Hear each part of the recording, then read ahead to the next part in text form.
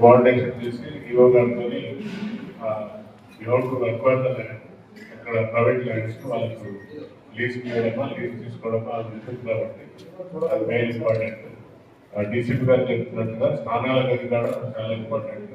ఎట్టి పరిస్థితులలో మనం న్యూస్ చూస్తాం, అమ్మాయిల హాస్టళ్లలో వెరీ బ్యాడ్ టాక్సిక్ సిచ్యువేషన్. కాబట్టి ఎట్టి పరిస్థితుల్లో కూడా ఎక్కడ కూడా కాంప్రమైజ్ కాకుండా స్నానాల గదులు ఎవరు చూస్తే కూడా రెస్పాన్సిబుల్ ఫర్ దట్ ఓనర్షిప్ చేయండి.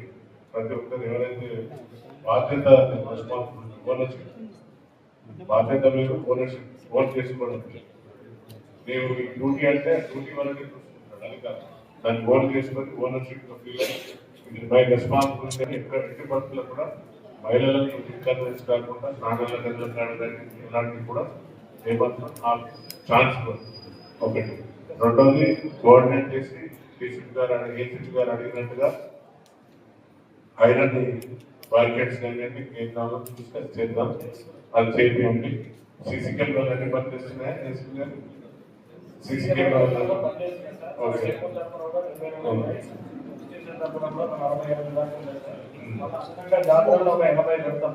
ఓకే, సో ప్లీజ్ అది మనం బయట నుండి కిరాయి తీసుకుంటాము, తీసుకొని పెట్టండి. ఒక కెమెరా ఈక్వల్ ఎంతో 100 మంది పోలీసులకు ఈక్వల్ కాబట్టి అది పెట్టమని విజిబిలిటీ ఉంటుంది, ట్రాన్స్పరెన్సీగా ఉంటుంది. ఏమైనా కూడా రేపు మీడియా మిత్రులకు కూడా చూపెట్టచ్చు, తప్పదు.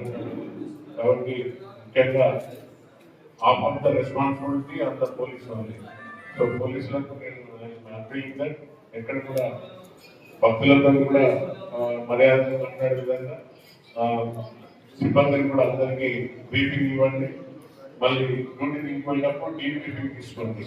లాస్ట్ టైం ఏం ఛాలెంజెస్ వచ్చినా ఐడియా ఉందా? ఏమన్నా బ్రీఫింగ్ ఉన్నదా? లాస్ట్ టైం ఛాలెంజెస్ ఏముంటే పోలీస్ తరఫు నుండి ఏమన్నా తీసుకున్నారా? పోయిన ఆఫీసర్ లాస్ట్ టైం ఎవరంటే సతీష్ బాబు గారు శ్రీనివాస్ గారు వాళ్ళతో అడిగేది లాస్ట్ టైం వాట్సాప్ ఛాలెంజెస్ ఏముంటాయి తీసుకోండి. మళ్ళీ డీసీపీ గారు కూడా ఉన్నారు కాబట్టి బ్రీఫింగ్ తీసుకొని పోయిన అధికారులు అంటే పాత అధికారులనే మేము స్టార్ట్ చేయండి. So that is major part మీదే ఉంటుంది కాబట్టి పార్కింగ్ ఇంపార్టెంట్.